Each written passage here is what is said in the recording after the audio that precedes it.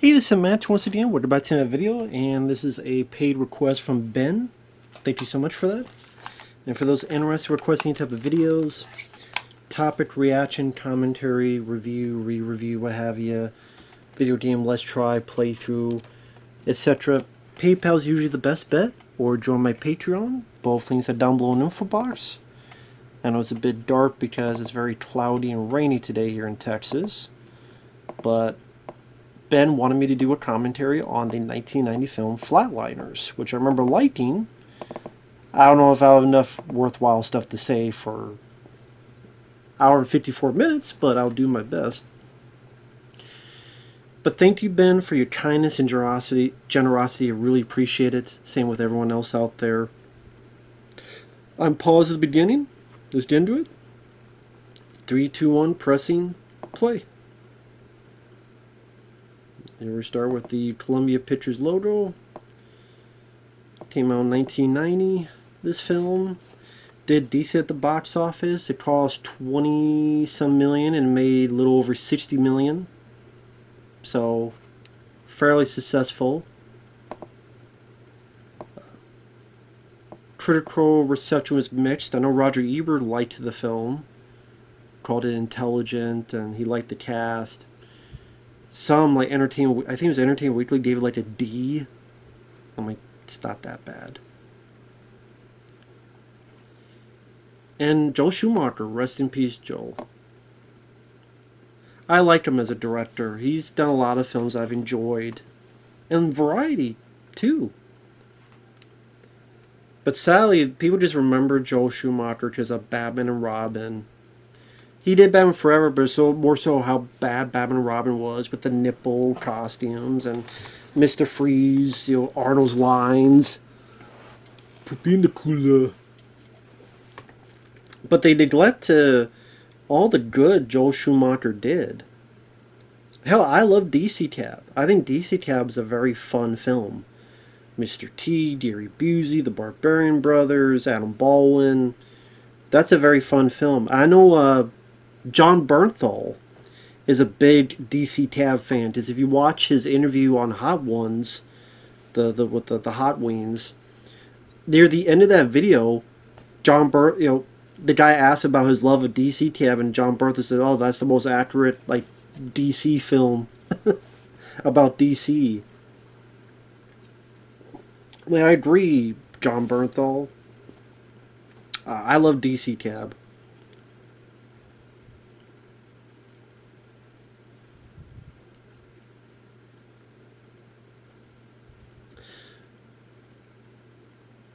I'm trying to think of the other films he did. He did St. Elmo's Fire. Well, now that I think about it, I've never really seen St. Elmo's Fire. But he did The Lost Boys, which is a classic. Falling Down, which is great. Great movie, Falling Down.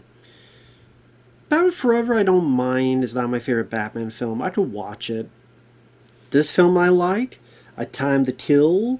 8mm. Phone Booth. He did The Client, which was a successful movie.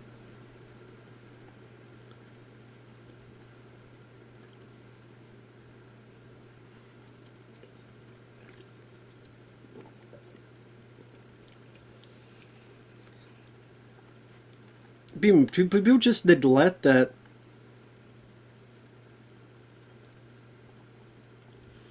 Neglect all the good he did just because of Batman and Robin, which is unfair.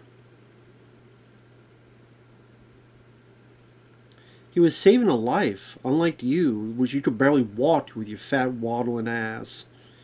You could barely walk to the damn room. What are you doing? I saved a life. What the hell do you do today? Eat some Fid Newtons? Shut up, lady. Maybe find a pump to lessen them titties. Maybe that's why you're walking so, you and your fat stomach. Sorry. Jan de Bont, director of photography, will go on to direct Speed and Twister, Speed 2. But before he was director, he was a DP, cinematographer. But yeah, Joel Schumacher, again, it's a shame that he's been labeled this bad director because of Batman and Robin. I'm like, he's done more good films I think DC Tab's a fun comedy. Again, Lost Boys, Falling Down, A Time to Kill, 8 Millimeter. Tigerland is a good one. With Colin, I think one of Colin Farrell's better. Like, Joel Schumacher got two of Colin Farrell's best performances, Phone Booth and Tigerland. This is a really interesting choice at the hospital. It was like this gothic style to it. Like earlier with Kevin Bacon, that hallway that it seems like something that would be in Nightmare on Elm Street Part 5, The Dream Child, which had that gothic look to it. This girl, I forget her name, but she would later be in the film Speed, this actress here.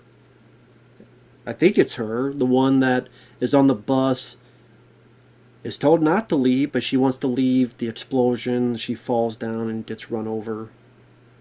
I think that's her. It looks like her.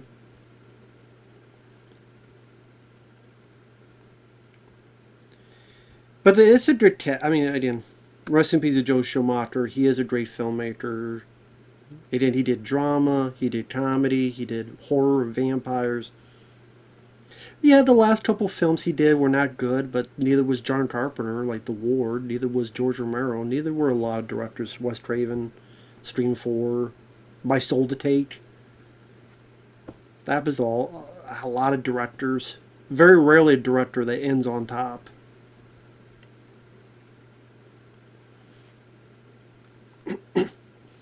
But I just wanted to give Joel Schumacher his fair shake. Does he deserves it?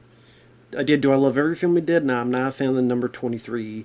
Trespass with Nicolas Cage was awful. I think that was might have been the last film he did.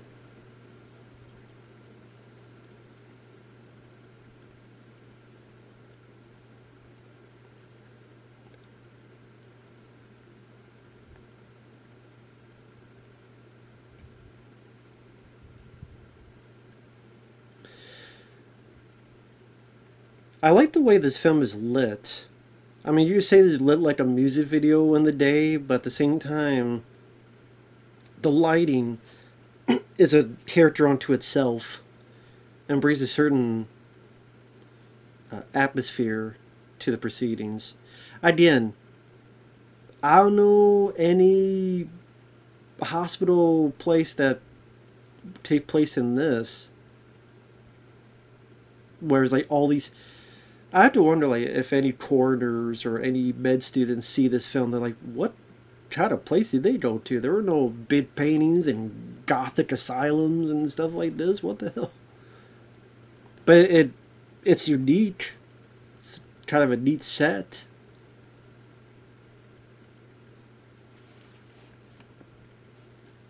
But man, this does have a good cast. You got Kiefer Sutherland, who had worked on The Lost Boys and later would work again as the voice of the sniper in Phone Booth. Of course, TV show 24, done a lot of stuff. Young Guns. So I do like Kiefer Sutherland. Which is funny because I might have seen bits of the first season of 24, but never saw the full show. I should one day like try to find like the whole, if there's a box set of the whole show and pick it up and give it a watch sometime. Julie Roberts, who was gaining popularity. You don't have Sleeping with the Enemy, which was successful. Pretty Woman would be successful. She was at Hook, although apparently she was not in the best behavior on that film. The Pelican Brief. I do think she's a good actress. It seemed like after Erin Brockovich, she kind of disappeared. Like she would pop up only once in a while, but you never really hear of Julia Roberts ever. She might have done a movie or two recently, but I don't know. I don't remember what it is.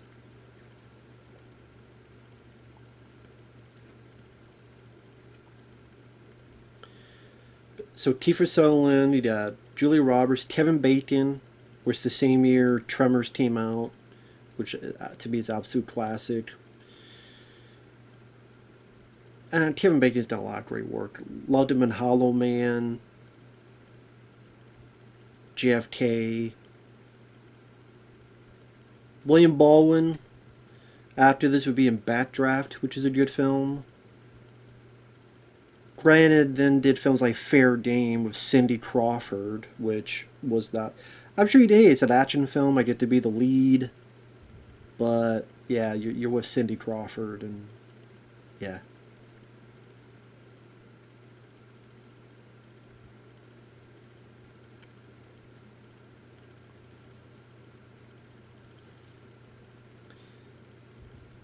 And then he was also in Virus from 1999.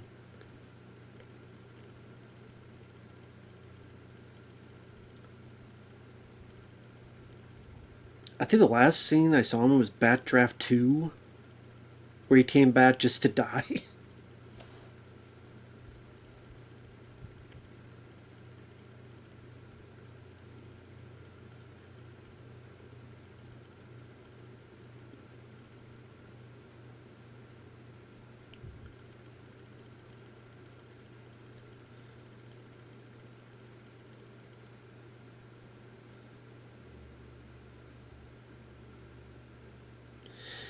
See, I think this cast, that's what makes the film work, is this cast is fully committed to what's going on here, and this idea of have a taste of what's after death, come back, and then as we come to find out, they bring their inner demons within them.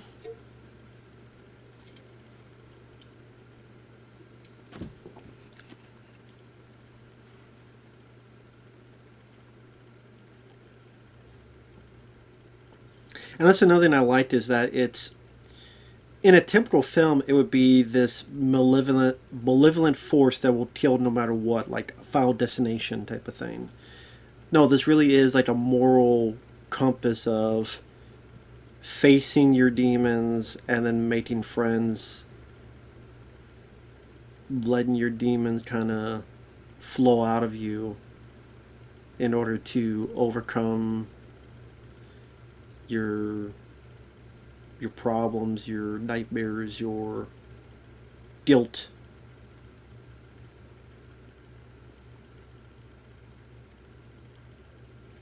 Then able to further your life.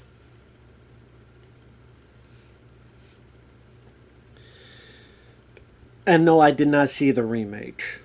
I have yet. No one's ever. I'm surprised no one has ever requested the remake. Not that I'm asking to. But no one's ever requested the remake, and I've never seen the remake. The trailer is all I needed to see.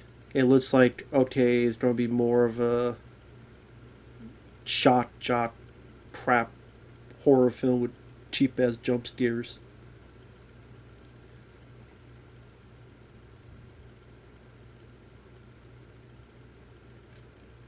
Let's see, so you have Kiefer Sutherland, Julie Roberts, Kevin Bacon, you have William Baldwin, and also Oliver Platt. Which I don't mind Oliver Platt. I know my friend Effrey, he hates Oliver Platt. I don't mind him. I liked him in Lake Placid. I liked him in The Three Musketeers.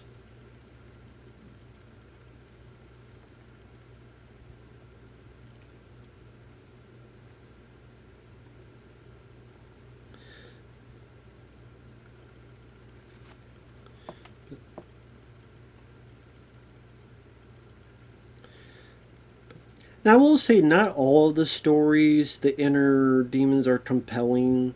Like, all the stuff with... I gotta be honest, I think all the stuff with William Baldwin could have been cut out. I think his entire character could have been cut out. I really do. As much as I like the film, I don't think Billy Baldwin, I don't think any of that was really that important to keep. I don't think his character was important to keep. I think the stuff that happens with Kiefer and Julia and Kevin Bacon, that was more than enough. And it's happened to 3 people. And these circumstances have happened to 3 people. And that's more than enough to know it's not just a coincidence. And the 3 of the more interesting, where it's, either to do with her father or this little girl that he's finally able to go up to and make amends face to face.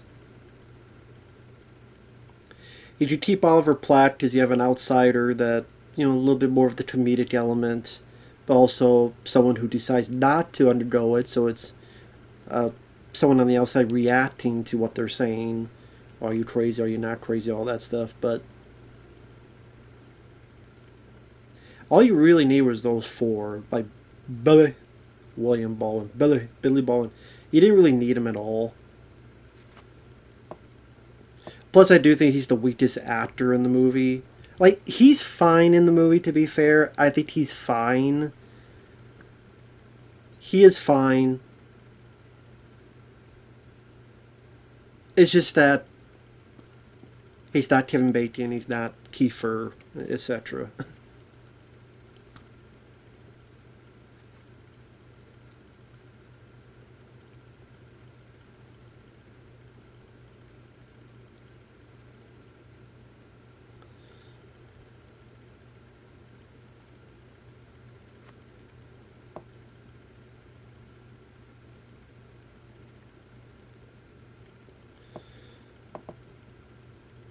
I say, look at the architecture. Such a unique architecture for where this is at. And, of course, trying to be very much into religious symbolism.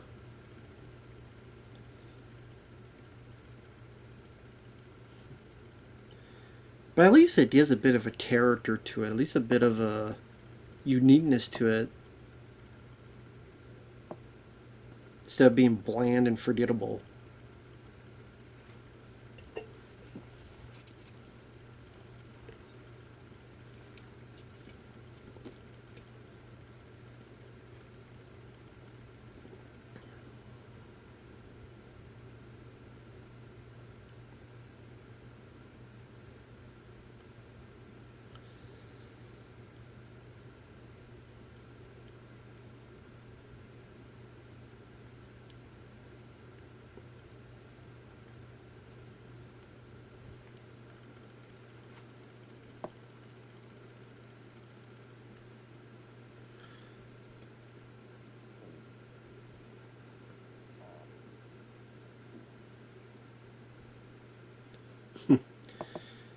See, I was listening to that dialogue.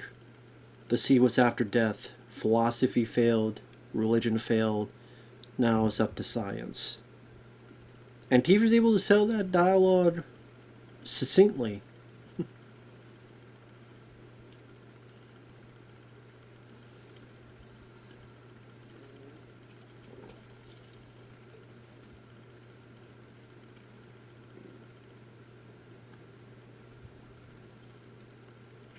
As strange as it sounds, it's nice that there's not a lot of flash in terms of nowadays it'd be like quick cuts, quick flashes, herky jerky edits, trying to put like stupid jump scares and whatever the case.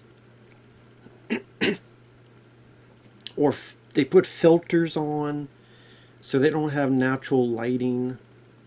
Back then, it's like, no, you had to light what you don't see on film, which makes films look more natural in terms of look more real.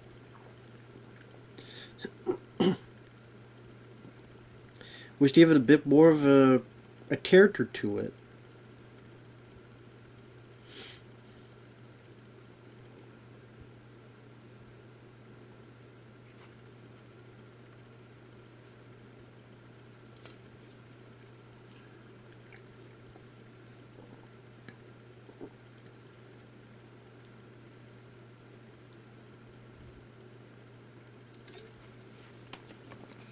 And it is a tough thing to, how do I put, convey to an audience of, okay, you're supposed to like these characters that you could say are being dumb enough to end their life for a bit and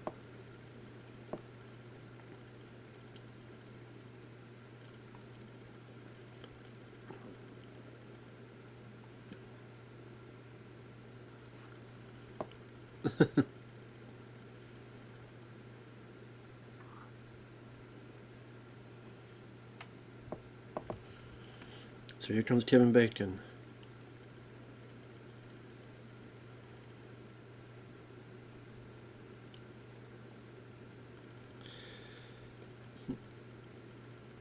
I think like because like this happens over and over and over again with multiple people, it fits the pace for me a little bit. That's why, like I said, I don't think you needed William Baldwin's character, because like the scary stuff that happens is, okay, he sees video footage of women talking crap about him, and pretty much he gets dumped.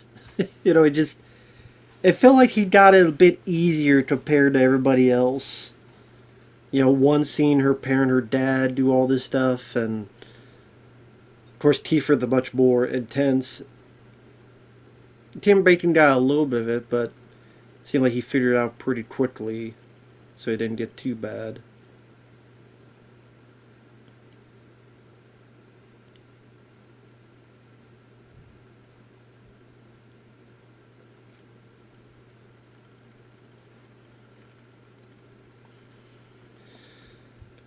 God, those old school video cameras.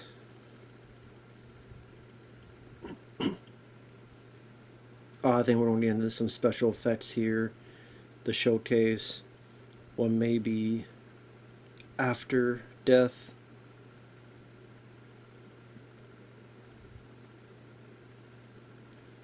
Cool camera, really good camera work there. Showcasing the Roman fields.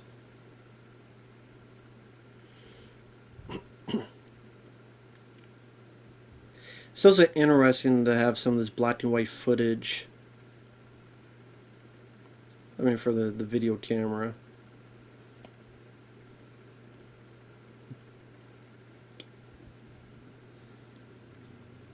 Seems like pretty happy times. Three of them and their dog.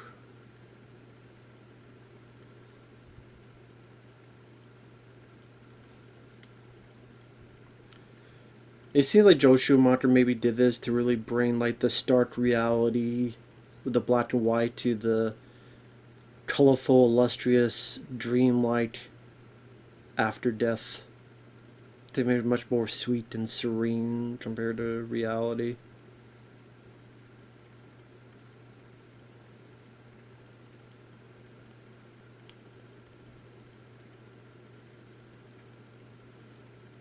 Yeah, but there's a little bit more to it than that.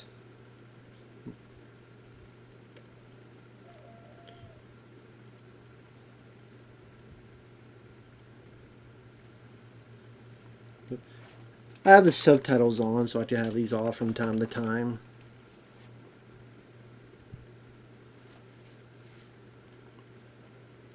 Oh, things aren't as chipper as you think.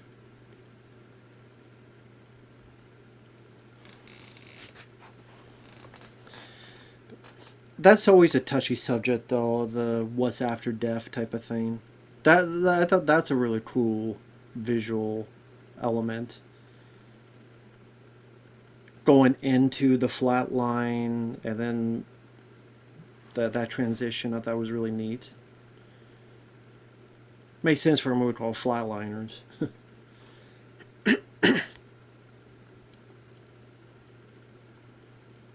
And the first hint of this inner demon he brought back, this kid that accidentally ended up getting killed. Because one was like seeing her dad go through stuff. One was they picked on a girl. This resulted in actual death, which is probably why the inner demon guilt is much more violent and intense.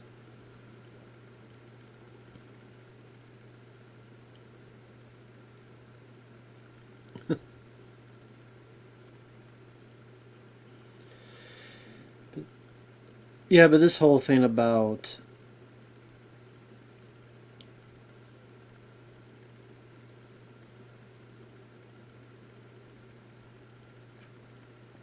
what happens after death. It's always going to be a very touchy subject. Just then it makes you think, well, what if there's nothing after death? What if it's like a light switch that just goes off and then you don't even think anything, so you have no memories, you have no thoughts, you never go see your loved ones again. It's a very, very scary thought. It's a very, very terrifying thought. At the same time, it's this imposing doom that there's nothing to do about it, so then that's where people get depressed and they get this and that, and they look for religion, they look for other stuff to find some type of safety net so they don't go crazy with that fear. And there's all wars and battles and angst and anger happen because, well, there can all be one religion, because if you and you believe in different things, that means it's not real, so it gets people hostile. And then you have how many holy wars that happen, how many wars happen because of religion.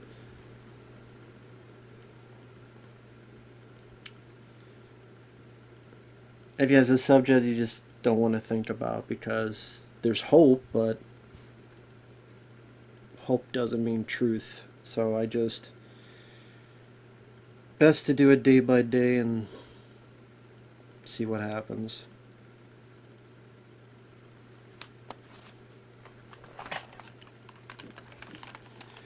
But yeah, that's a whole other thing.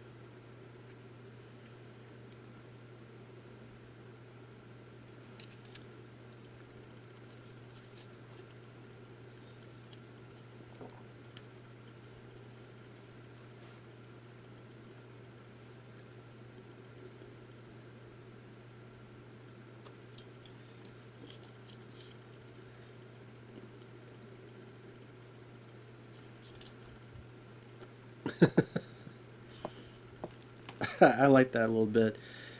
They don't build monuments to you about this high, and it's going to say rest in peace.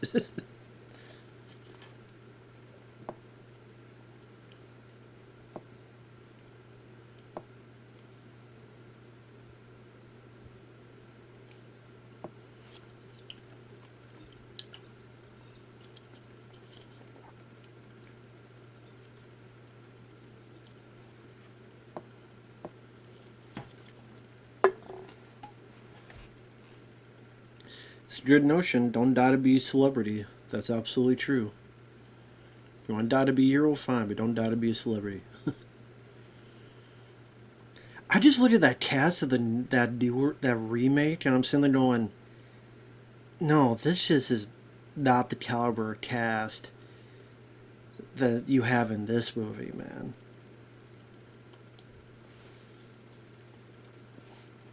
And the way he's directed here with lighting, like the way everything went much more blue.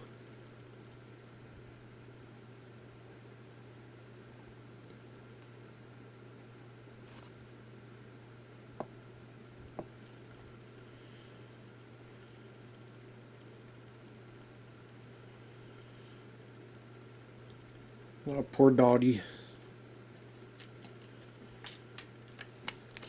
Ginaline, Ginaline.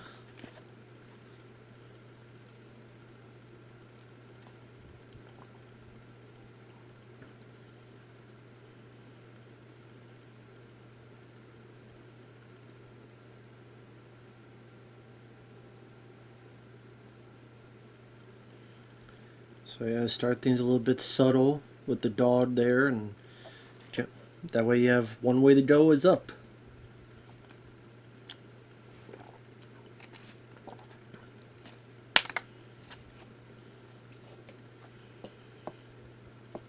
I swear that kid, that boy, I've seen in other films.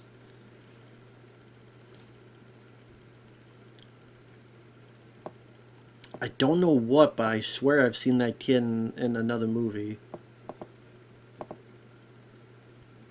And I don't know if I can... Let me look that up. That kid that they're chasing.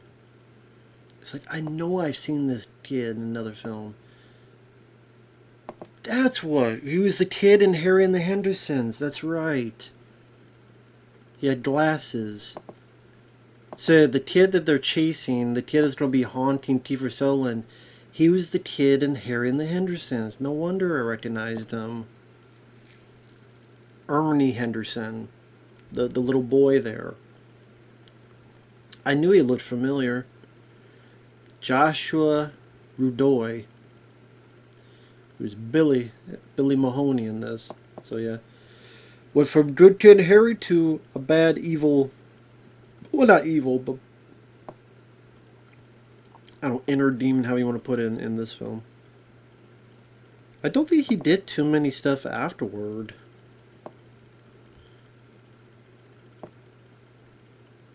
Yeah, he only did 7 things. Episode of Amazing Stories.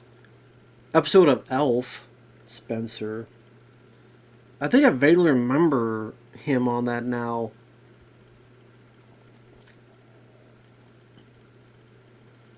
I think. Episode of Magical World of Disney. Harry and the Hendersons. Episode Beauty and the Beast with Linda Hamilton. Or a few episodes. Flatliners. And he did one more thing. He was on a TV show for 1 year called What a Dummy. 1990 to 1991.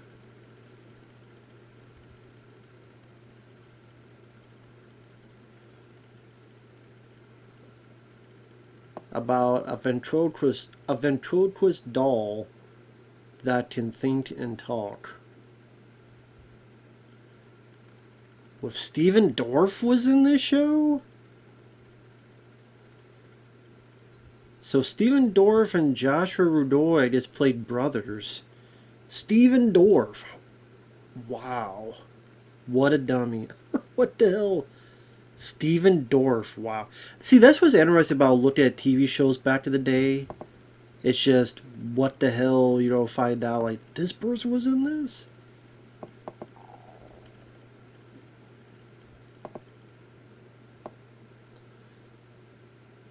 Of course, very trippy images and visuals here.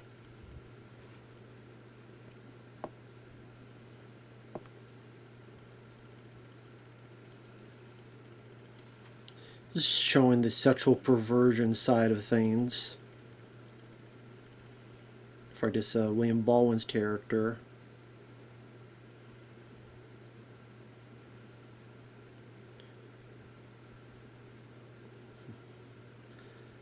Definitely a music video vibe to all this, which some would be,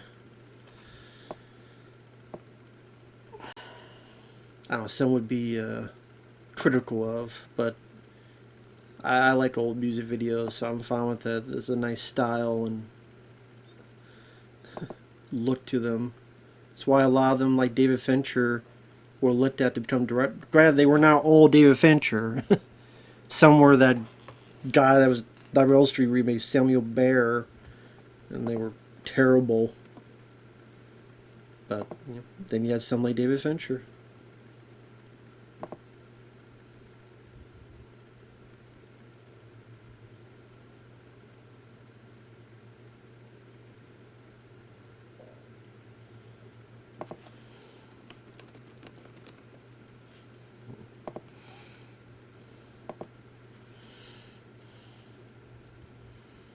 Damn.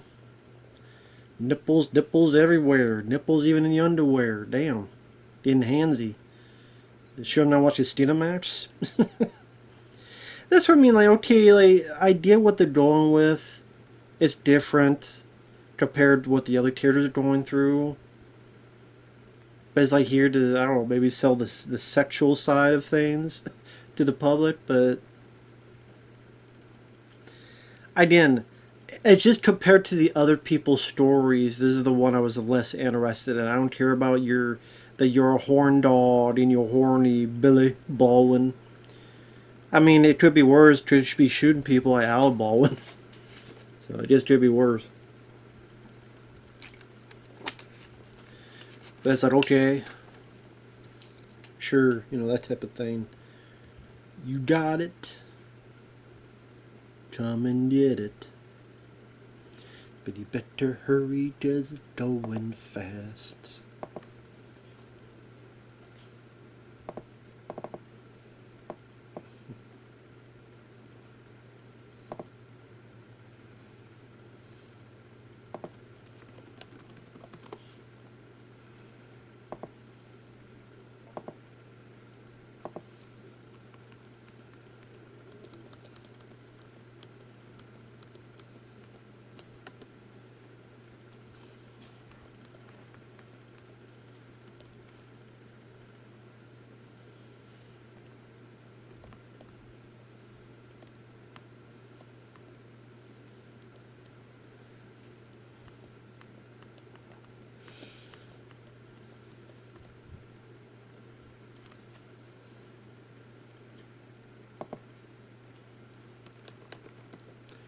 I'll be right back. Sorry, I gotta message someone real quick so you're not just seeing me type. I'll be right back. Sorry about that. I had to do something real quick. So, again, I'm sorry about that, but I am paused at 35 minutes and 10 seconds. Sorry, that's a bit off because I accidentally clicked off. I don't remember where I was at. So, actually 35 minutes and 12 seconds. So, again, I apologize for that. But 35 minutes and 12 seconds. 3, 2, 1, pressing play.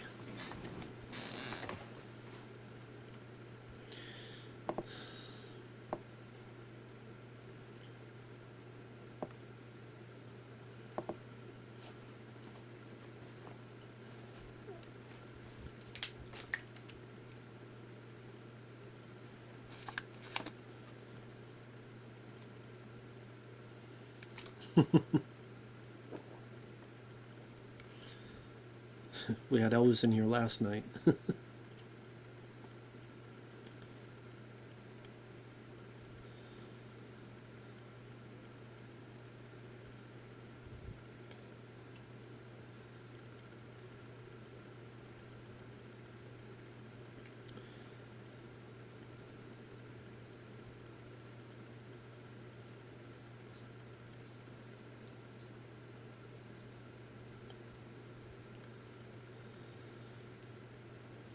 Well, technically, yeah, you'd have nothing to lose. You want to watch the rest of your you want to live the rest of your life.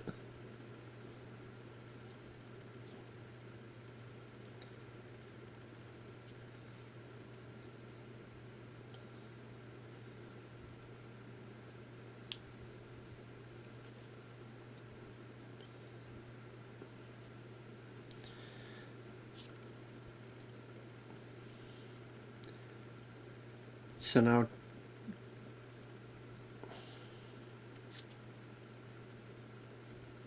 Kevin Bacon is being protective of Julia.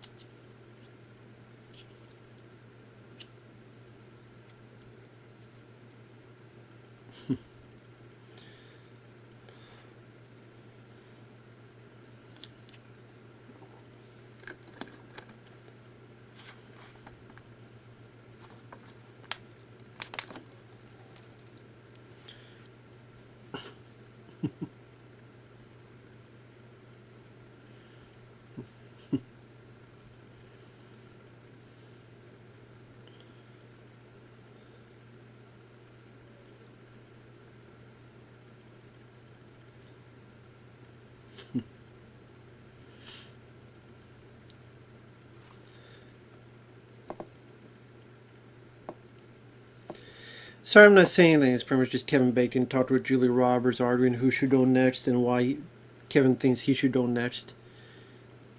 Just kiss and make out. But I know, I think there was an interview with Kevin Bacon that at this time in his life, it seemed like things were not going the best. At least when he talked about Tremors. When he was making Tremors, like, oh, I'm in this damn big worm movie, and I forget all the details. But I mean, of a lot of his films, Tremors seems to be the one that has the most lasting life, to the point that he tried to come back as that character in this TV show that was never picked up and never released. But who knows? I mean, that Beverly Hills Cop pilot got released, and I did a commentary on it. Granted, it's on the other platform, Odysee, because if I put it on YouTube, then it's like, wait a minute, this is supposed to exist. So how are you doing a commentary on it? Sorry, you're gone. But if that pilot got released, maybe one day the Tremors one will be released. Who knows? I don't think it's needed, but I'd be curious about it. That's pretty good. All the bicyclers barely... if one of them screwed up, they would have clocked Kiefer, toppled him over.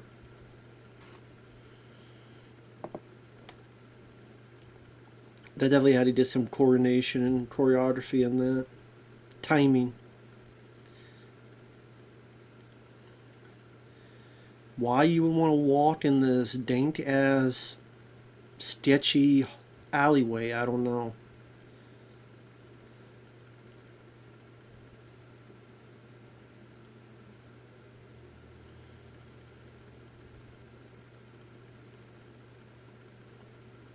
And why the hell would you want to go down this Stevie alley?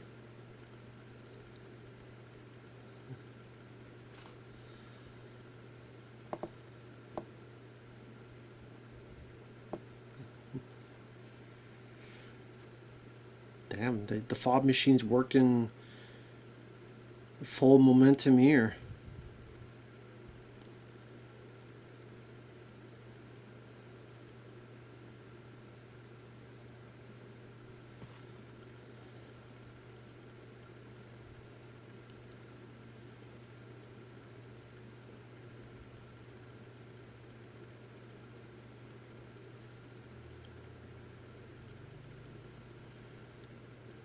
Of course, we go more to the blue lighting, almost a showcase. We're now in the, not the dream world, but the hallucination world, however you want to put it. His inner demon world.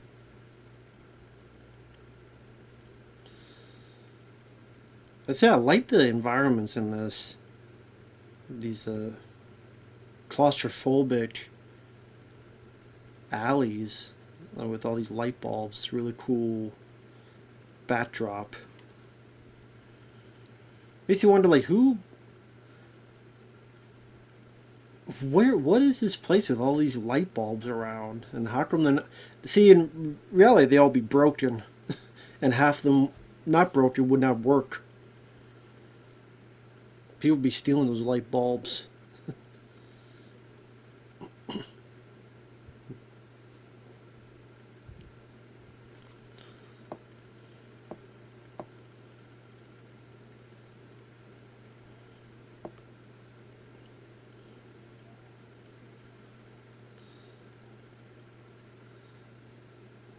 Damn.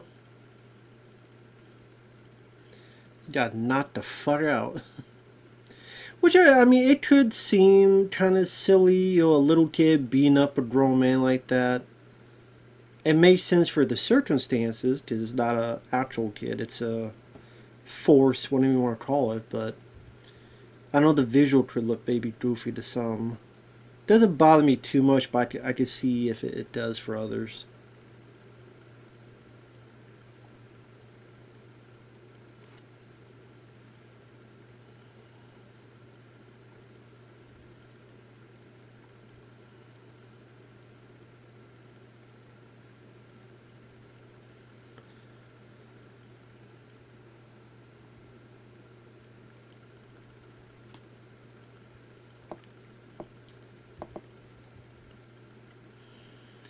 Is this going to be the first instance of what he's seen?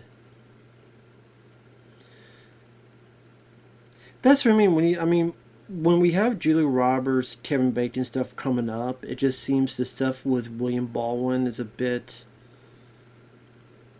It's weird to say redundant because it's different things, but kind of still redundant in the fact of it's. I don't think it was needed.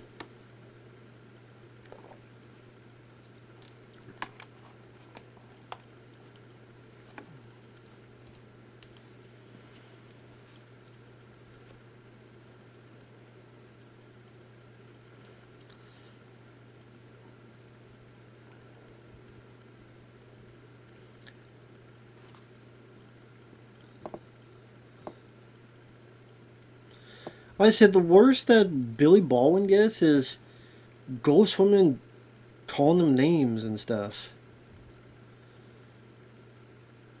That's good makeup on the eyes in particular to make them so like bloodshot on the right side of his eye. Like it'd be his right eye, so like right there, the little red blood. Guessing like contest he had to wear.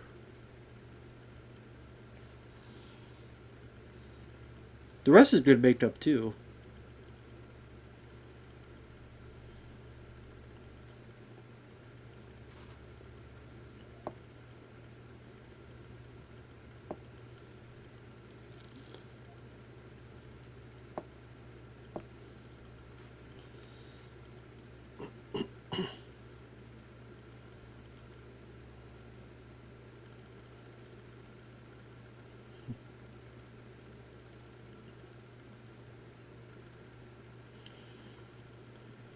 Again, really cool lighting. The lighting's definitely a bit positive with the film. Once again, that blue lighting. Once again, that blue lighting.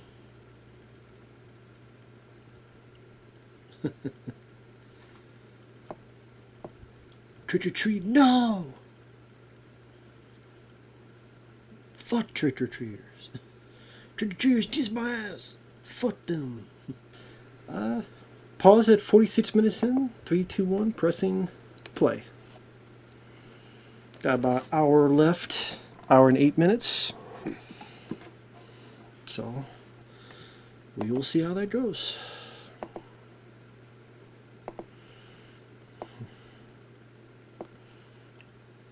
Sorry for all the stops and starts.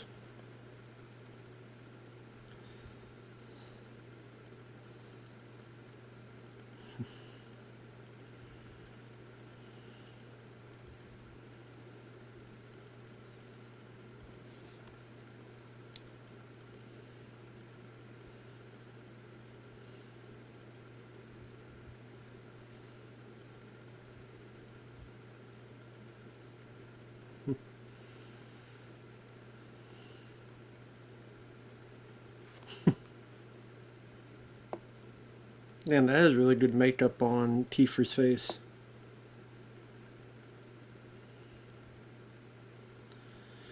Oh yeah, isn't it like Billy sees some?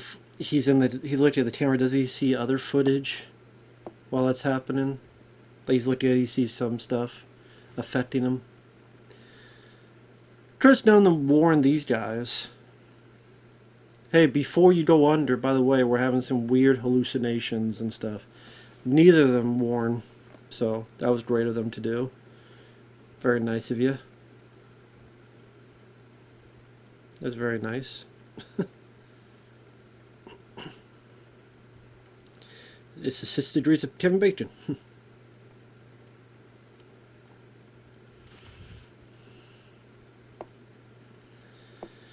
Doesn't one ever do that anymore? The 6 degrees of Kevin Bacon, where in 6 or less you link Kevin Bacon to pretty much any actor. Like Kevin Bacon was in this movie, who's in this movie with this person.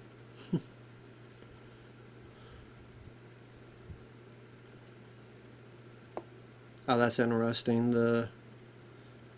See your life flash Going to the beginning of the movie, then before the movie, childhood, what you saw, what you experienced, conception, birth.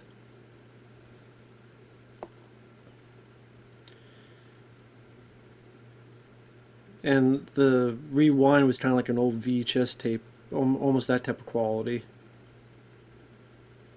So,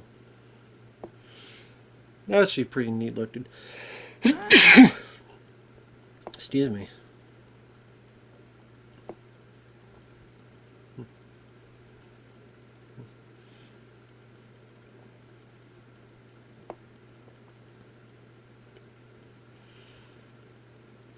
That's a chipper thing to say. Well, if you don't make it back, well then, I don't know, charge you for murder? I don't know.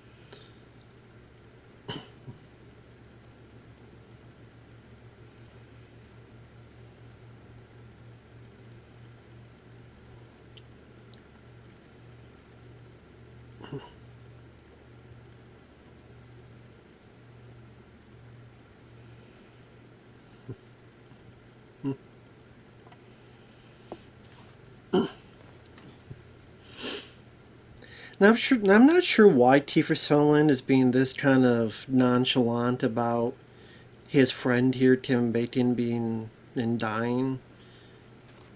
Like, why he's acting this way. It's one thing that, he's being terrorized, but what did Kevin Bacon do to deserve this? To deserve that treatment? So there's a little girl they tease and stuff, so that's going to be his trauma coming back. Guilt.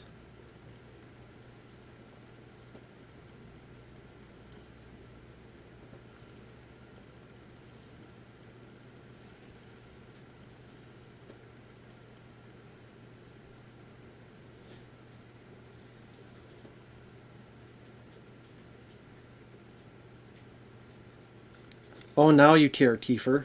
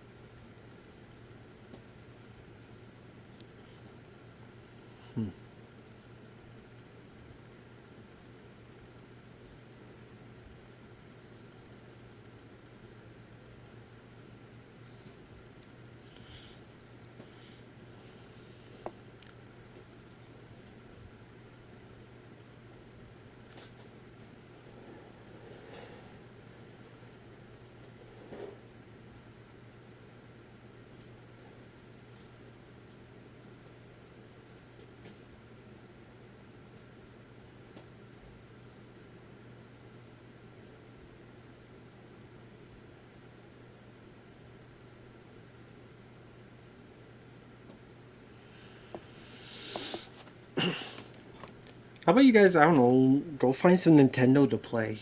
Like, this whole BS, like, I mean, med students must be really, really fucking bored. Nah, it's just these characters.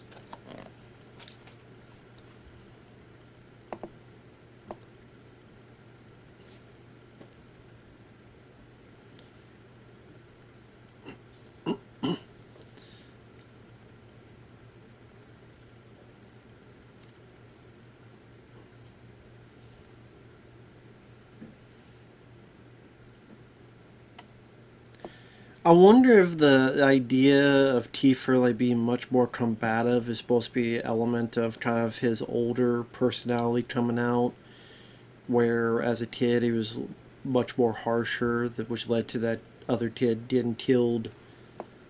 That maybe that's the case.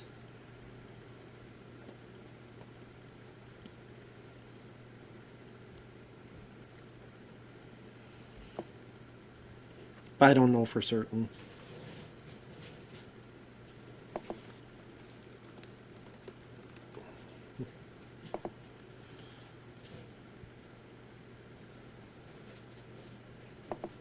Uh-oh. Kid wants to be up for the Mighty Ducks. This is...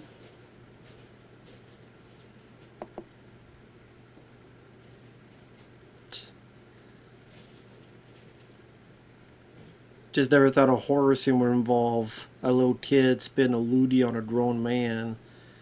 That's, I mean, right, I don't want that either, so I guess that would be horrifying, but still, it's like, you know, you think of horrifying images, is that the first thing you think of, is, he spit a loogie at me.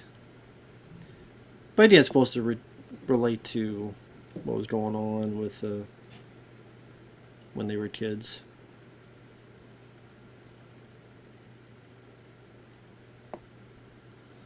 What was that about?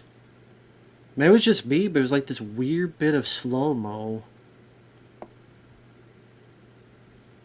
It was like this weird bit of slow motion. Like they didn't intend it to be slow-mo, but they had to do it after the fact.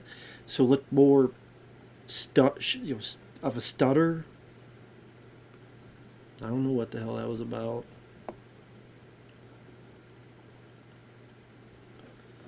What the hell?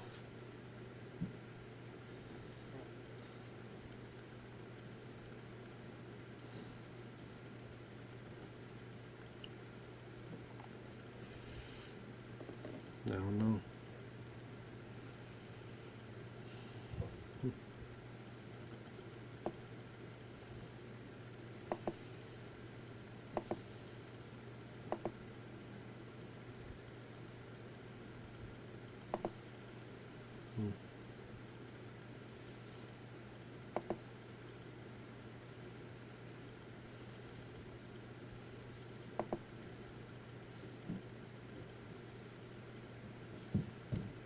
Again, sorry, it's so damn dark. It's so damn cloudy today. There's a lot of rain.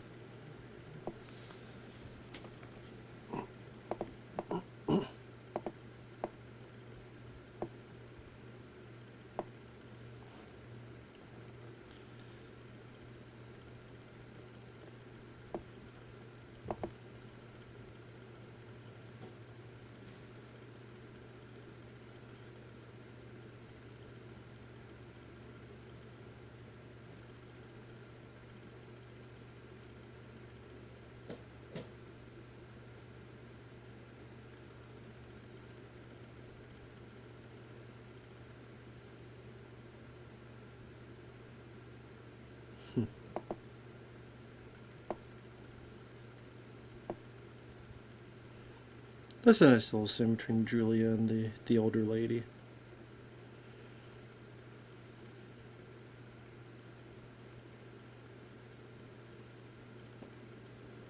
And then we did the trauma with her and what happened to her dad.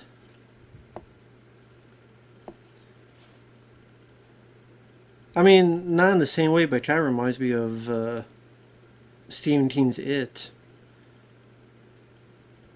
Where it's like you have the adults and then like they get these fear moments with Pennywise, and then times where they remember when they were kids. A little bit of that nature.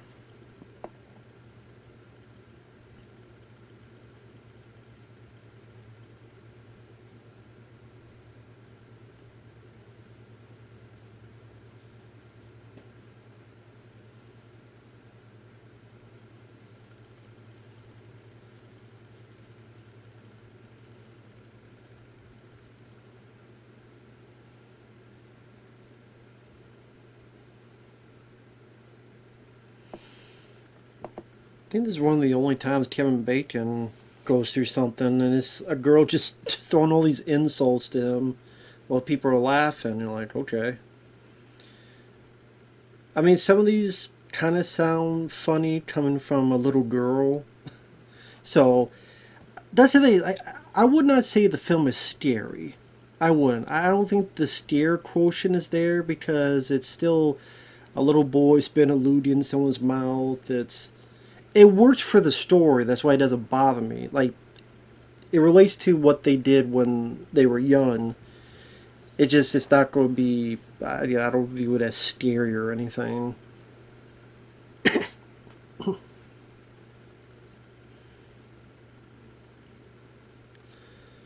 And again, that might be one of the only times Kevin Bacon goes through something.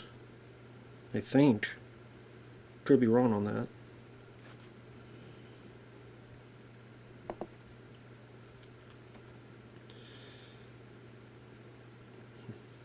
Now she's going under.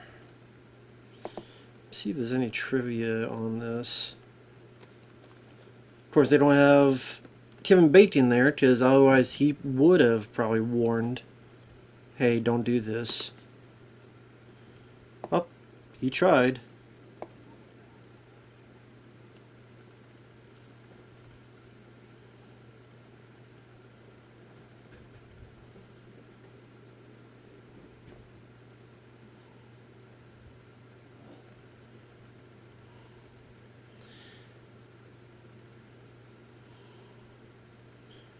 I don't want to say Jesus, but literally Jesus.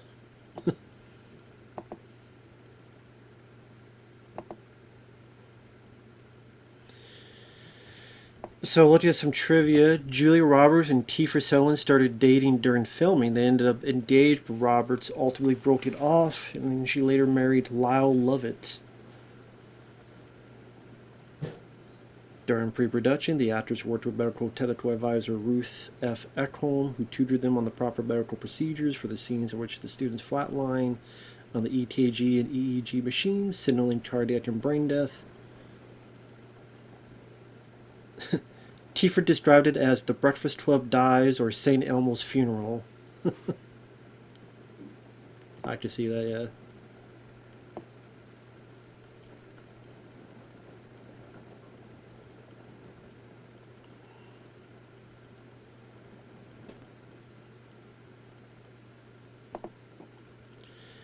So Val Kilmer turned down a role in this.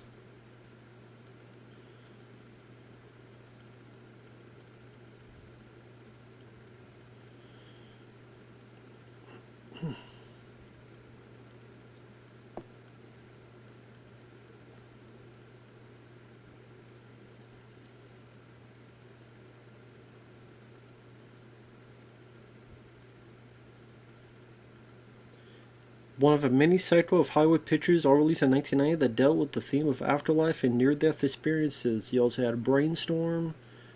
Oh, 7 years after Brainstorm. You had Ghost, Flatliners, and Jacob's Ladder. Yeah.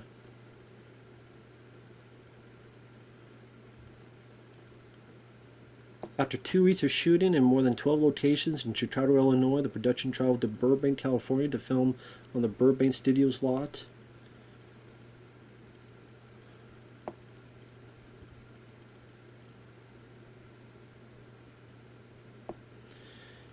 So Joel Schumacher was friends with Julia Roberts after this, and that's why later he directed Dying Young, which he felt he was the wrong director for.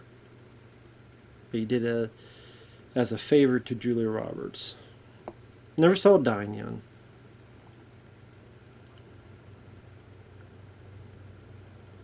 Nicole Kidman was considered for the Julia Roberts role.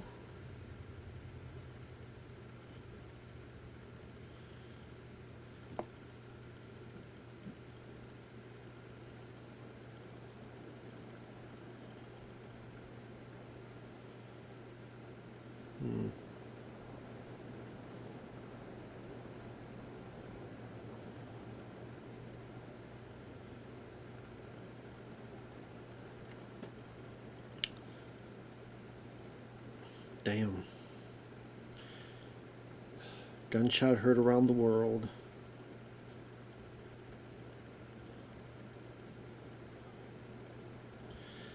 Michael Douglas was a producer on the film. I forgot about that.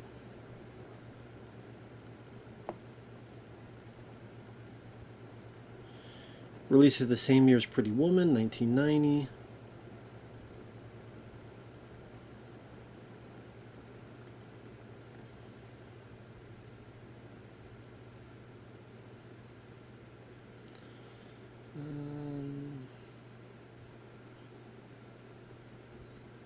Sorry, looking through it, not a lot of interesting trivia, to be honest.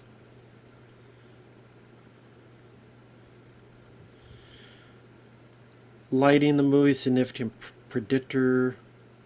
Deep orange colors usually sound of promise and positivity. Blue means something bad will happen. Well, I noticed that, the blue. So I'm glad I'm not the only one that noticed that.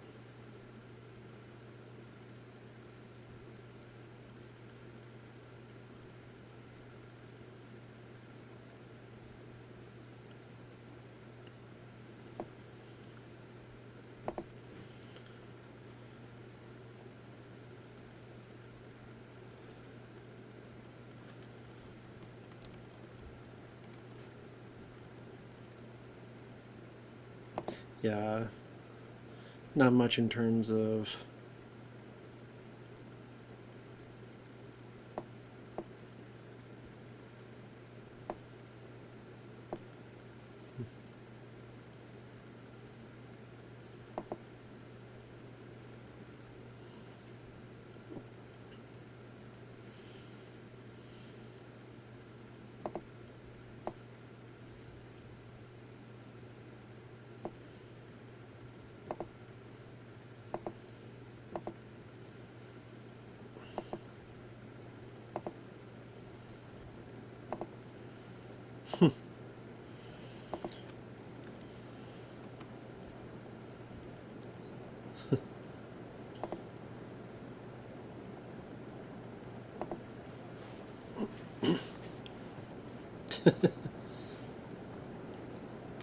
yeah.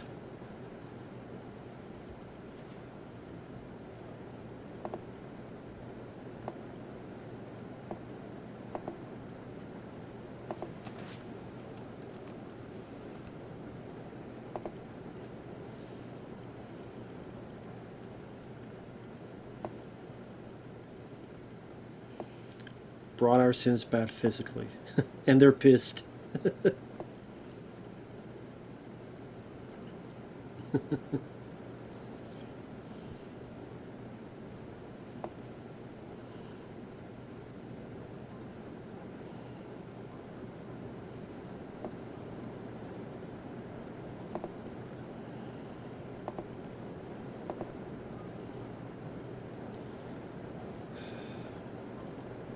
God, if you hear that, all that damn rain. I'll be right back. Right. 1 hour, 7 minutes, 33 seconds, unpaused now. The reason I did that is because in case the power goes out, the 20 minutes I shot, I didn't lose. So it's just not one of those days, man. Just every 23 minutes, something pops up. Crying out loud.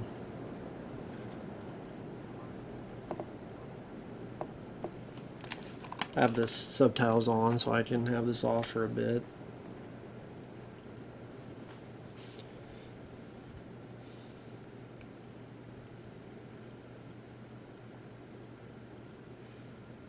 See, that looks really cool, that transition of not cutting and just having the colors turn so you know something's going on, and just done with lighting, just done on set, done practically.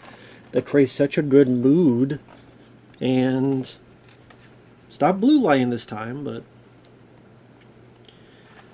without needing CGI, shows you don't need it. I would say one of the more effective scenes in the film, where she's seeing her dad. During that transition, she's in the mirror and just the color.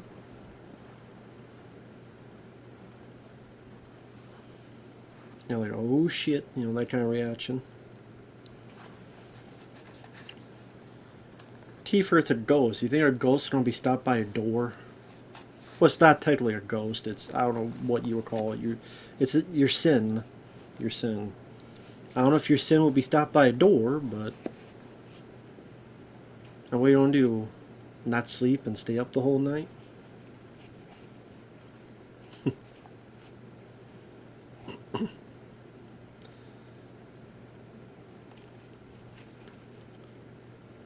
Then one time it stuck up with you and hit you with a hockey stick. You know, you may not need doors to do that. Just saying. Just saying.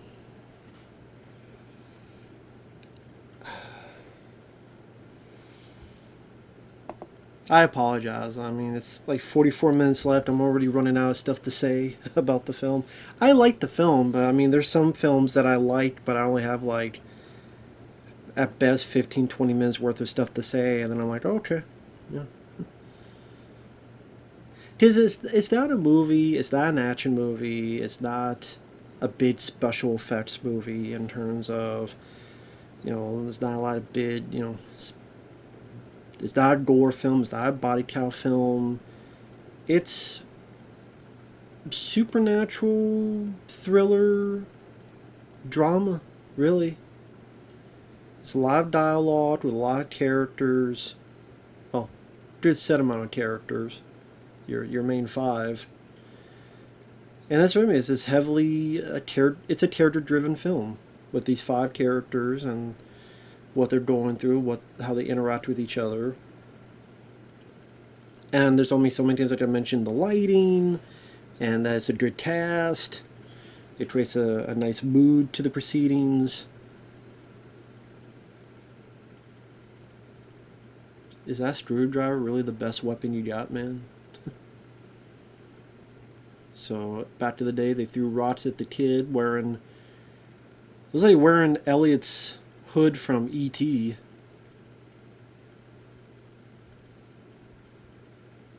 Or did E.T. wear that?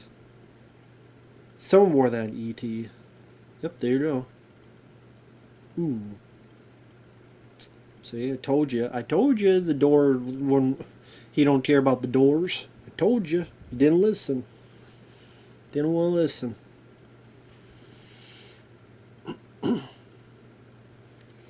That's what I mean. When you see your dead dad and this one kid beating the hell out of you and stuff, a bunch of women going, "You lied to me," doesn't really feel up to snuff compared with the other stuff going on. You know what I mean?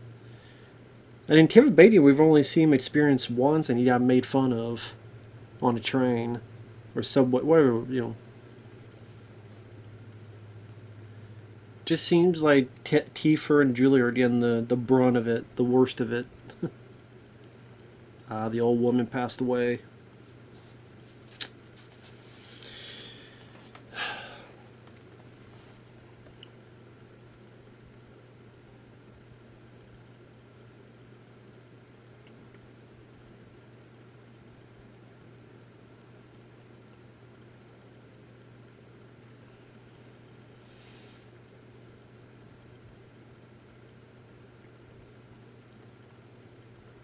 So yeah, it's him and three others going around this little girl and just picking on her.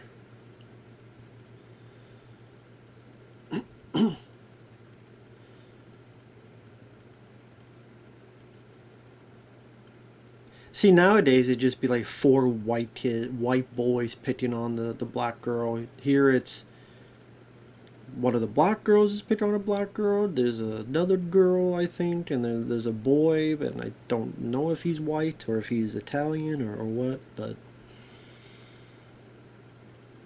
people on the even playing field. But nowadays it'd be this big woke message that you try to infuse into that.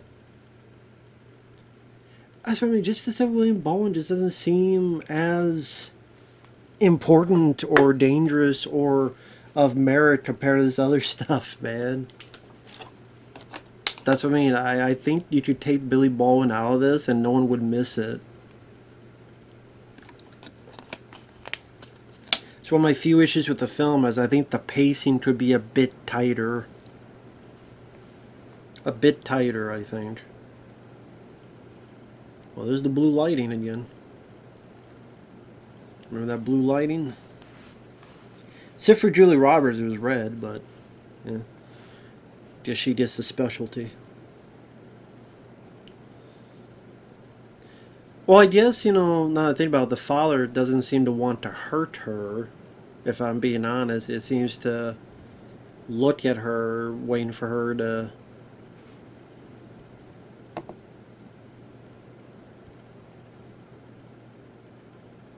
I think, doesn't the father apologize and then the guilt is washed over, so there's nothing angry about it.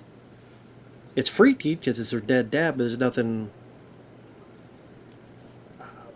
antagonistic, so maybe that's why that's a different color, more of the red positivity, orange. While here it's, oh yeah, well, you said all these things to me. Well, you said all these things to me. Well, you said all these things to me. Oh, this girl saw his collection. I think his nightmare hallucinations end after this. Now, granted, I guess you say if there's an importance to the character, this sets the ball rolling for what they need to do. Because Billy Baldwin says this, and then Kevin Bacon gets the idea of, let me apologize to this girl, and so forth. So, but I mean, this is like by accident fate that she found this, and he didn't really do anything, so. Like, he didn't.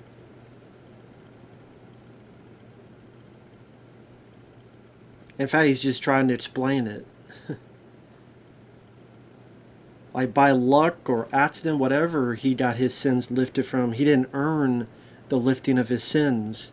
So it didn't seem like he learned anything. Like, did Billy Baldwin really learn anything from this? But his sins are lifted. So he lucked out.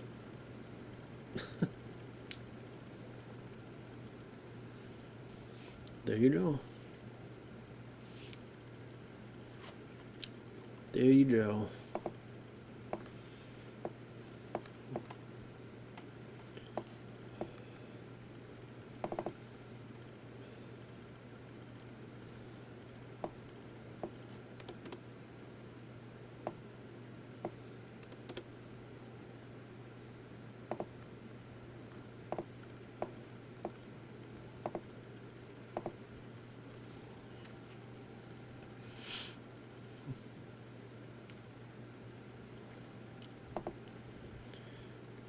Ain't looking too good, man.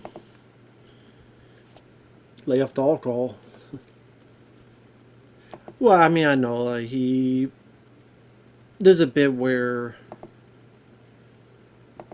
he had some alcohol problems, and maybe he's doing well. Hopefully, he's doing well. I'll put it that way.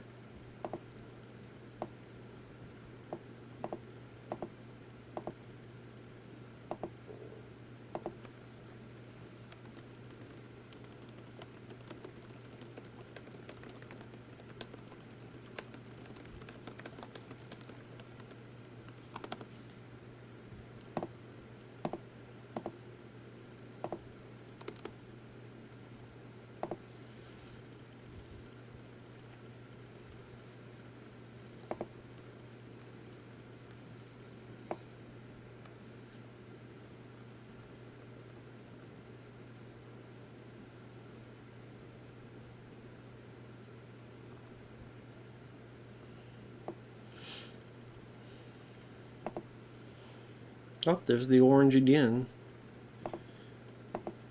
And yeah, I didn't think about that. Watch this again. Yeah, like why her color scheme changes. But yeah, it's you see that the father doesn't really do anything antagonistic towards her. It was, I'm here as if it's gaining itself to try to apologize to her. Like it wants to apologize to her. But we've seen how antagonistic the other guys are, so we assume the worst. I probably right there wanted to say he was sorry, but because that thing fell, she freaked out. But you can't blame her for freaking out either. So there you go.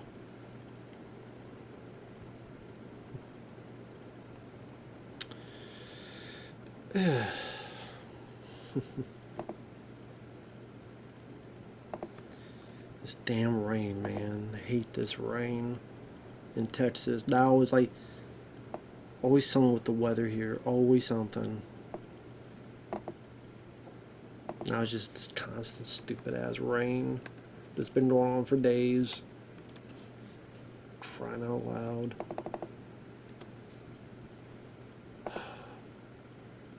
Sorry. Had nothing to do with the movie. Just annoying. Annoying.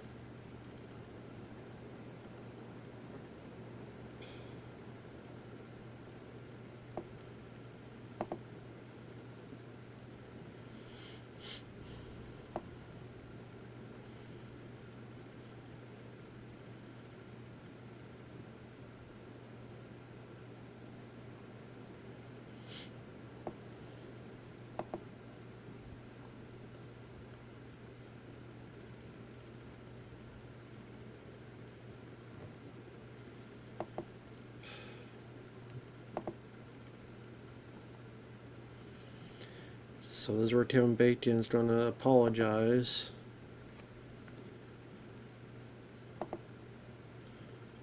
You do see a little bit of like a warmer orange reflection, I guess to show a bit more of positivity. So again, interesting usage of colors, schemes in this.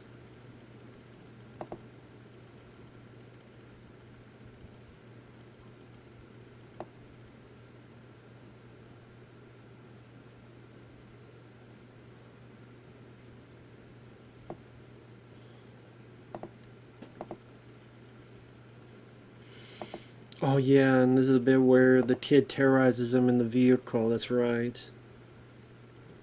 I just remember that. Chases after him and well, not chase, but like has him cornered in that damn vehicle.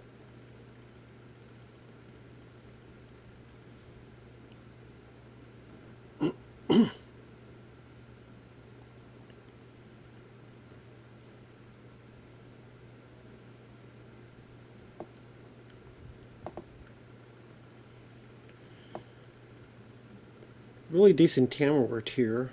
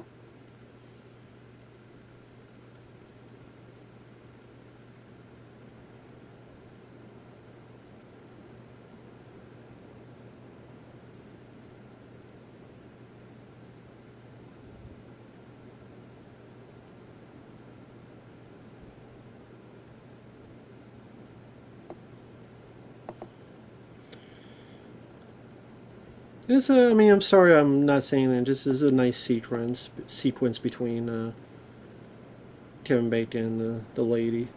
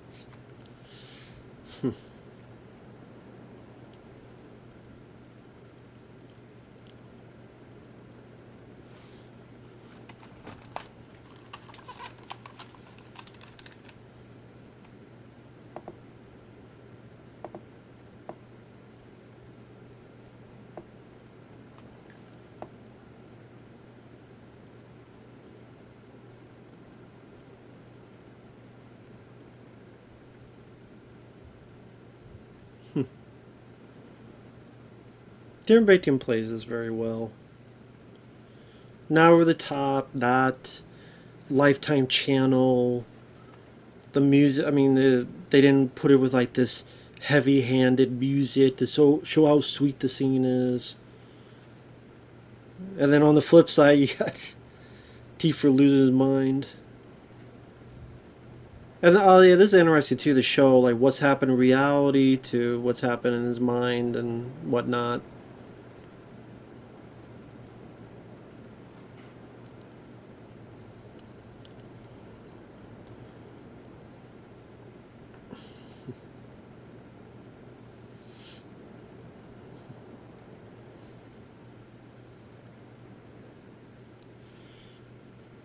Come on, Kiefer. You Jack Bauer overpowered the little sucker. The little motherfucker.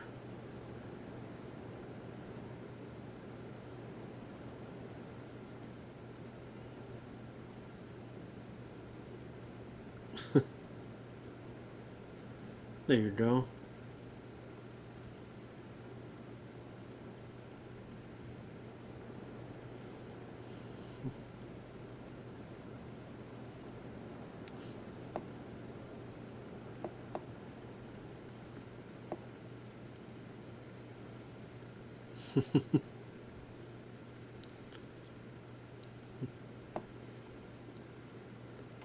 Like I say, it would have been nice to see maybe one or two more hallucination, nightmare, how you want to put it, scenes with Kevin Bacon. Because he only went through one, and that's it. So at least one or two more. That's the thing. If you take out all the William Baldwin stuff, but you want the same running time, I didn't have a little bit more with Kevin, and deal with that bit of business.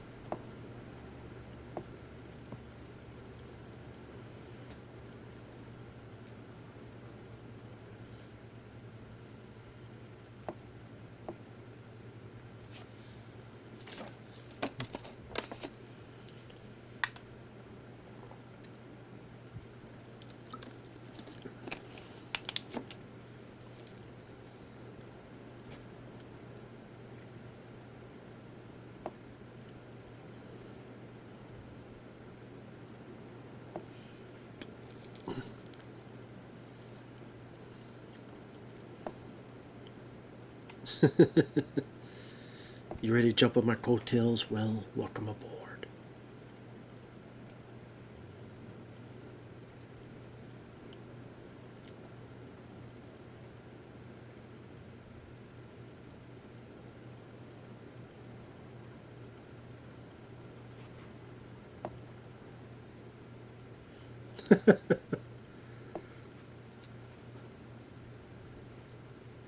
Strong. Oh, aren't you so strong, so independent? That's a lot of things you say nowadays with people and with.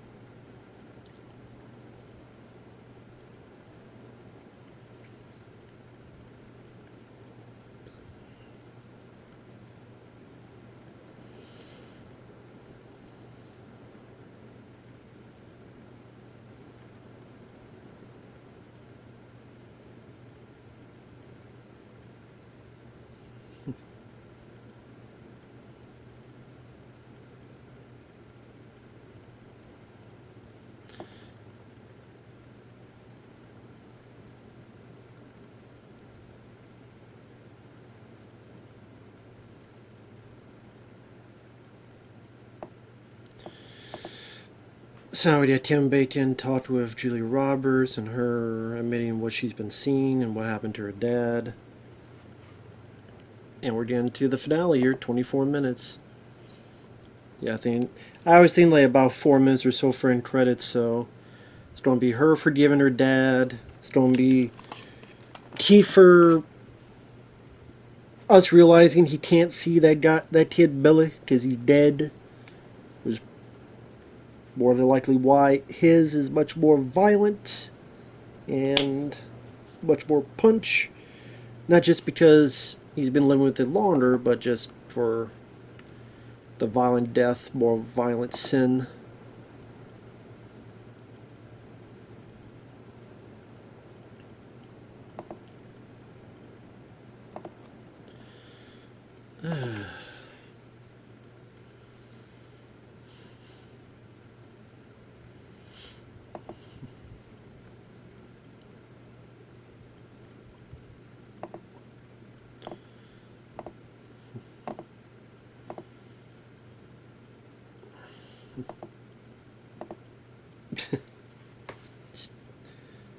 What are you stealing the damn keys for?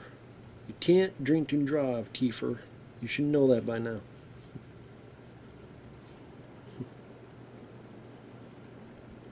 This damn rain. Rain, rain, rain. That's all it is. And heavy rain, too. Not sprinkling. Pain in the ass.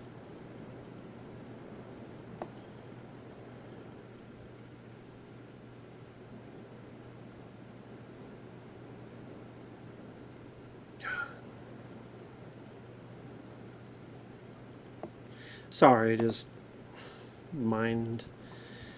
It's one of the things about here, just all the pain in the ass stuff to go through. Just pain in the fucking ass. Pain in the ass.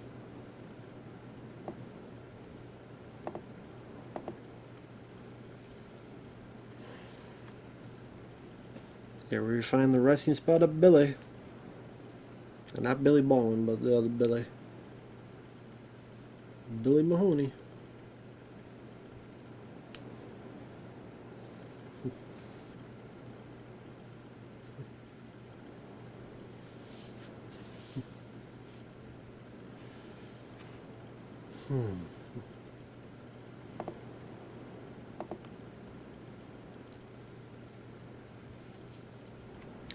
Wonder why that kid, why he decided not to do movies anymore. Because, I said, Harry and the Hendersons was a hit, and this was a hit.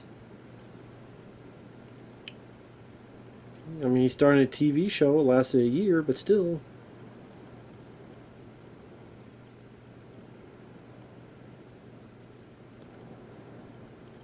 So, kid fell, landed on the dog's legs, and there you go.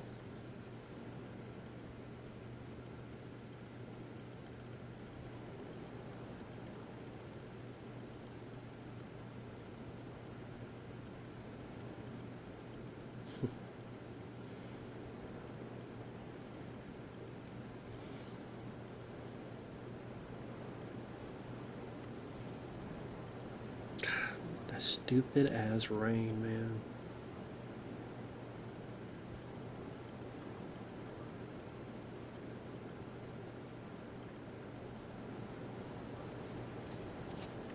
Be right back.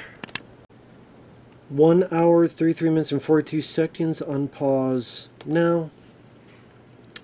I did that in case if the power goes out, I don't lose the footage I already recorded. I know it's going to be a pain in the ass to edit this all together, but I apologize to Ben. That's just how it's been lately. It's harder and harder to record commentaries. At least this week, I should say. This week has been not the best to do that stuff.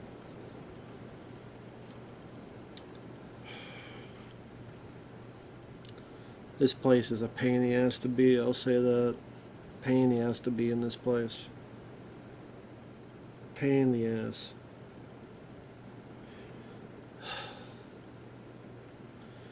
So we have the red lighting, the red glint with Julia Roberts staring. This is where she's going to forgive her dad, or her dad's going to say sorry, and she forgives him. So this is where she's going to make peace with her dad.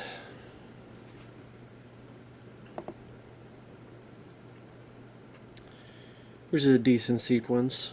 Julia Roberts does it well. She was going to.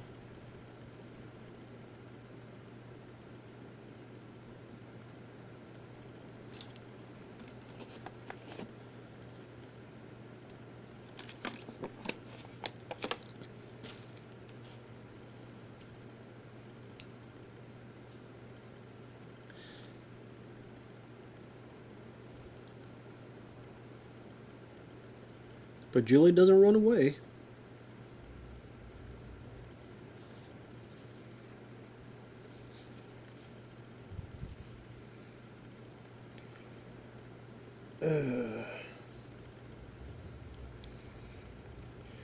So that's nice. Character growth. She doesn't run away. She's not running in fear. It's her, confronting, how you want to put it.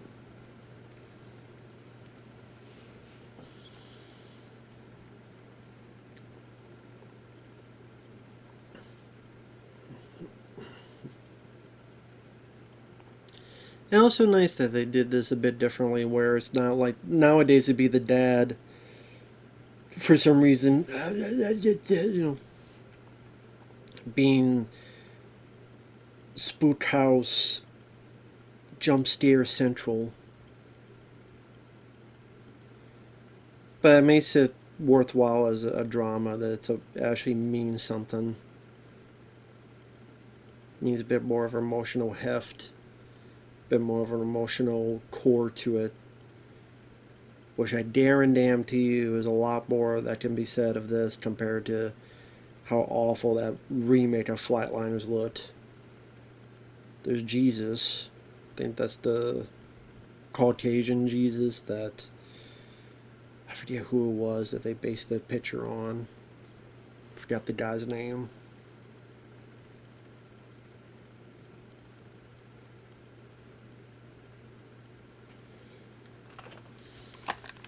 Because from what I remember, he says sorry, and then she forgives him. I think.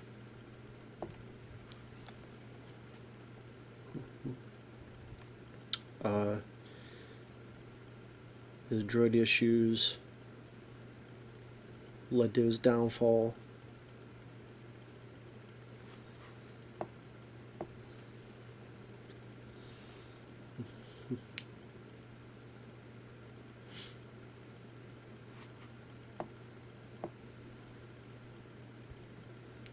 Nice music too. Softer, haunting music.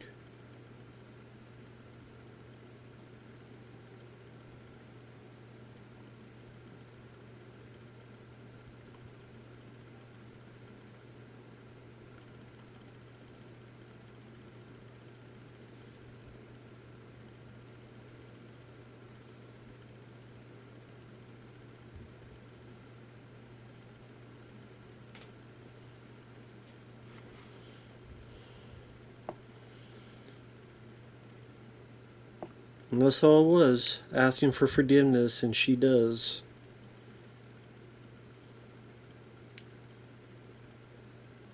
And it's just a very nice, sweet moment. I like the circular movement of the camera here. Good performance by Julia Roberts. And the guy that plays her dad as well.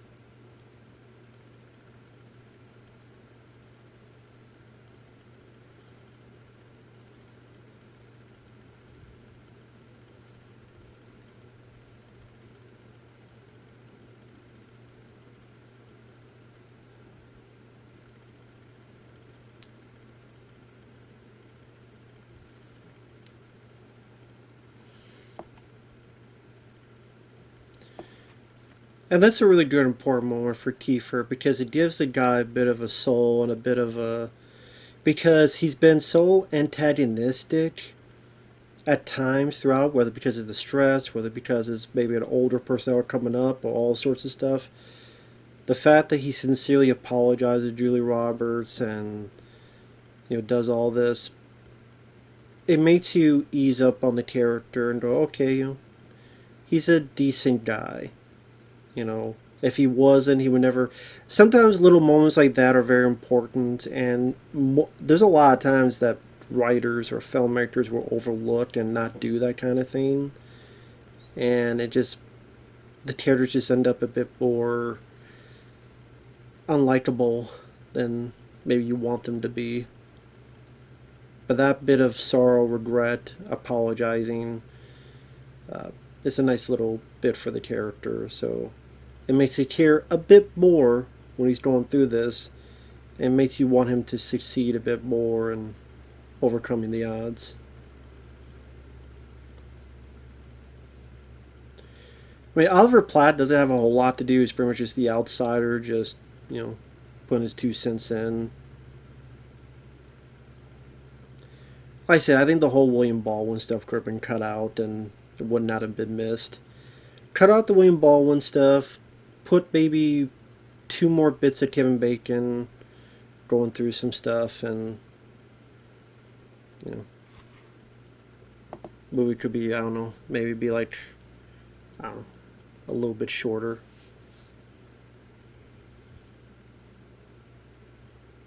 But other than that, like I said, as we're getting to the end of it, we got like 12 minutes left.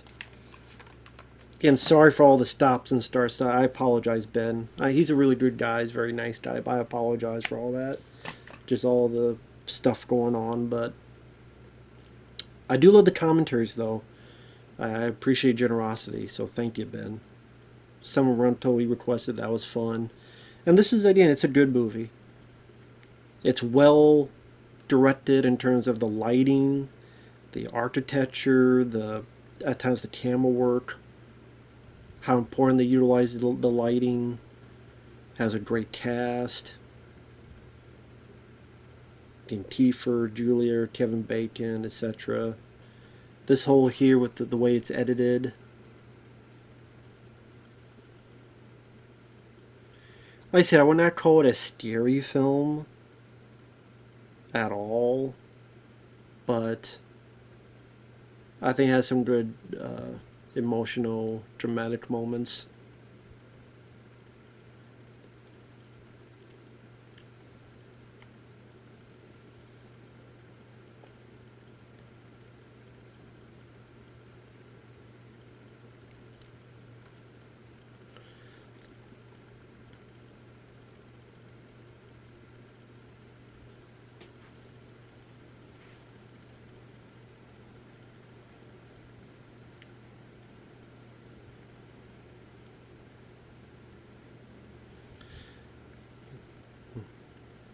So now Kiefer's character as a kid is experiencing the same fear the other kid did. Trading places. Interesting motif there.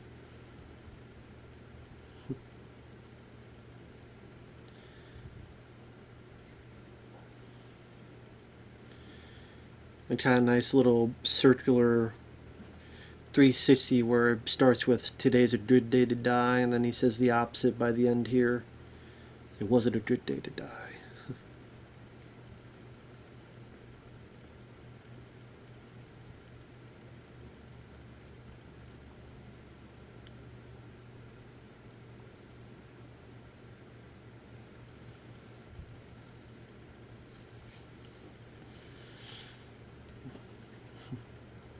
Oh shit. You're gonna be free falling. You're gonna be free falling. Ain't gonna be safe. You're gonna be free falling.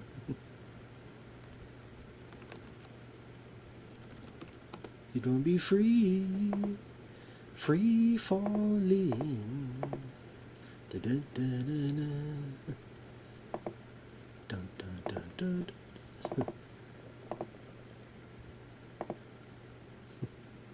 Uh-oh. Spaghettios. Don't do it! I'm telling you, don't do it!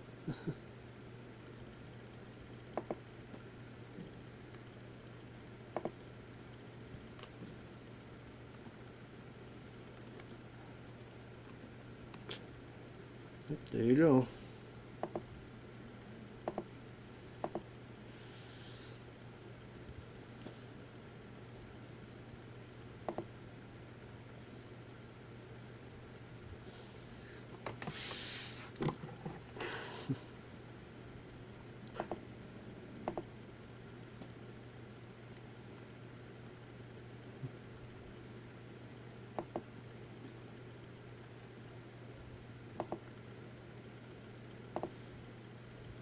Good acting from the other cast to show the anxiety and the fear out of everything. And shows that Tim Bacon, you know, despite their problems or issues, he does care about the guy. Yeah, to show that anger and that frustration and being pissed off and being determined and all that.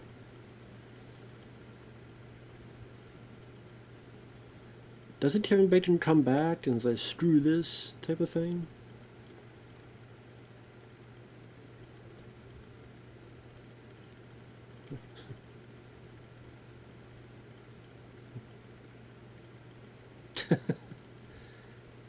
I'm not laughing at the performance, I just...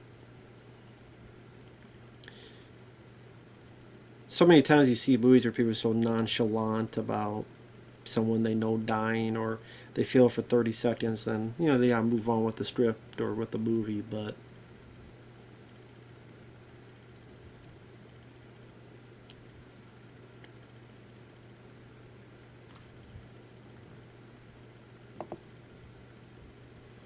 Up here you go.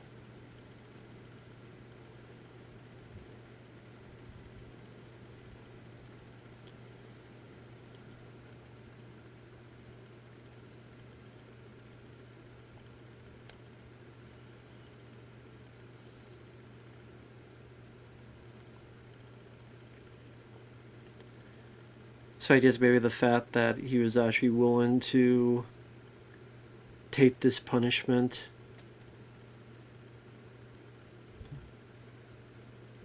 He didn't have to keep running away.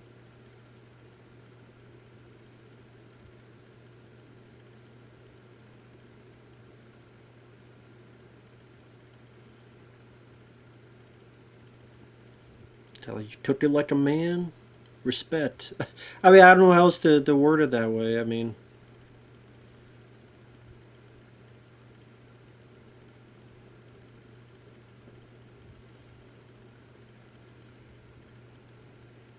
good performance in Kiefer's eyes. Great location they found with all the trees and the lighting in the back there and stuff.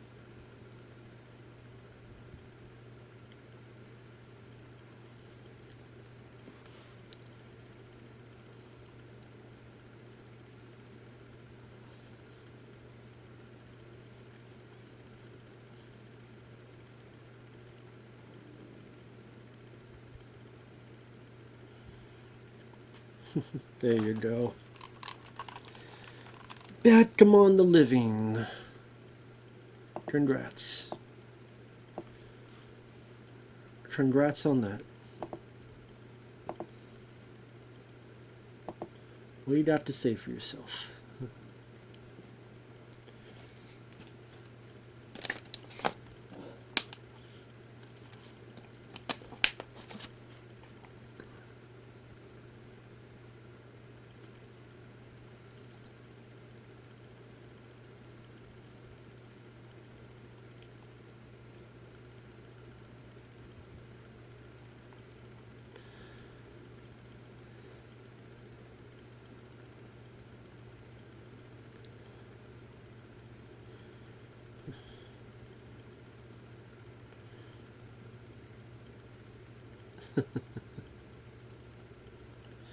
It wasn't such a good day to die.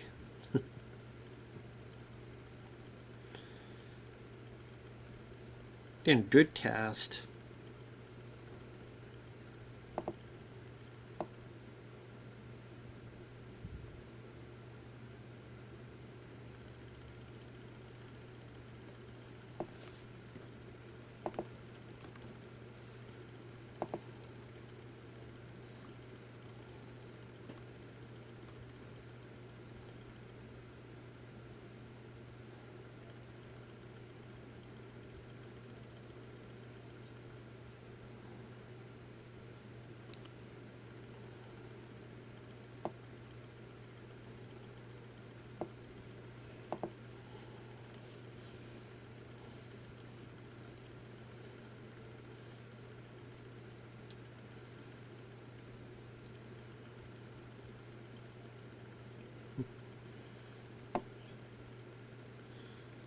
And there you go. I guess, with the ending, I wish there was a bit more to why the kid Billy forgives Kiefer Sutherland's character. Like, like in Kiefer's voice and Kiefer's, I just used to say that, he did flatline. But at the same time, you could take it as, oh, you want me to stop because I'm trying to kill you. So that's why you're doing it. Because he almost killed him with putting that damn in the truck, putting it right in Kiefer's eye. So I wish there was a little bit more in terms of either dialogue from Kiefer. I know him as a kid is saying stuff, to be fair.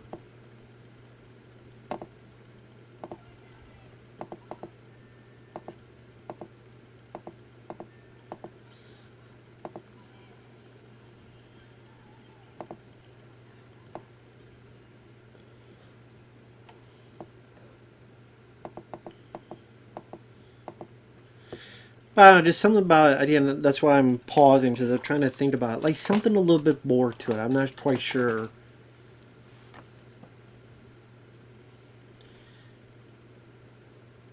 Maybe it was more like if it's the kid up there. Like if it was Kiefer as a kid up there.